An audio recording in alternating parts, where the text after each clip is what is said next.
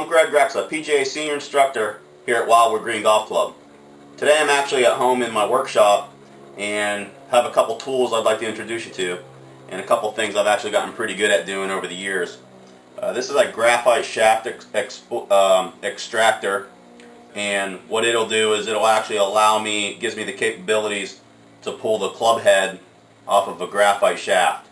You can't get a graphite head or a composite head or titanium head off of a graphite shaft unless you have one of these pullers. It's a very, very important tool for any workshop to be able to get some good jobs done relative to graphite shafts.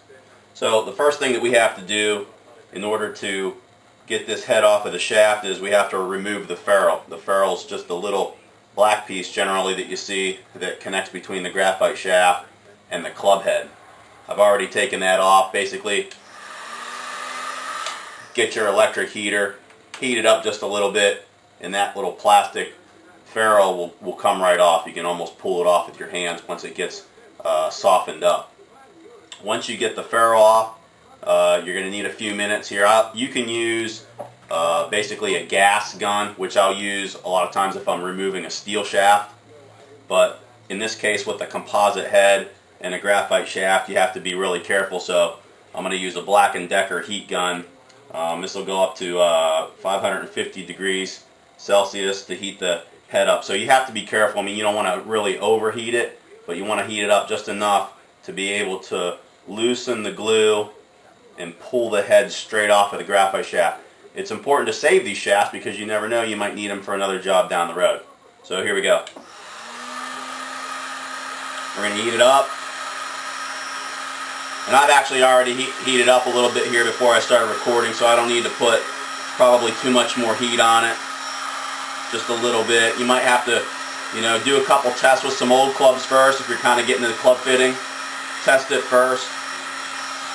Move it around a little bit. And with the color, obviously this is a tailor-made driver, so I don't want to discolor the paint at all, so I have to be real careful. Have your wrench, put it on, and basically it's just hot down here at the bottom, so I can touch the top here. I don't have to worry about burning myself. If the club head gets too hot, obviously use a glove, a heat glove, to protect yourself so you don't get burned. I'm okay in this case because I'm going to loosen it up. The tip of the driver's not hot. Pull it straight off all the way. Once you get it down to the bottom, basically it'll come right off. And there you have it. Once you get the club head off, there's a couple things that you have to do to prep it to get ready for the new shaft. So the first thing that you need is an abrasive tool like this. It's a screwdriver.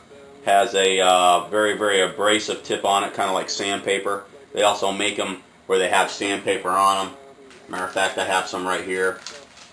They are called spiral deburring rolls and mandrels. Great for cleaning out hosels. Okay, so any of those, you can get those at any workshop. Basically, they come in very handy. I like this one. It's a steel abrasive. While this tip is still warm, that glue is still soft. So you want to take this out, rub it in there, turn and twist it.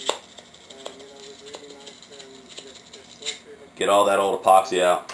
I like to take it on the back of my vise, bang it once or twice. You have to get all that material out of there.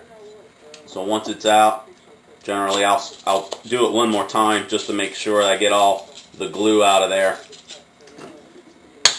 And there you have it. It's prepped and ready to go. This is a burner, 10.5 degree super fast for one of my junior students, Zach Learn. Really, really good player. We're basically taking out the stock shaft that we have in his current driver, and we're going to replace it with a little bit of a stiffer graphite heavier shaft for him. He's gotten to the point where he's outgrown this stock. It's a stock stiff, but again, a stock shaft to me has the ability to kick in lots of different spots. So I want to make sure that if I'm teaching him and working with him, it's very, very important to me as his instructor that he has a shaft for this driver that's going to help him play his best golf. Next we'll be talking a little bit about getting a new shaft in this club head for him.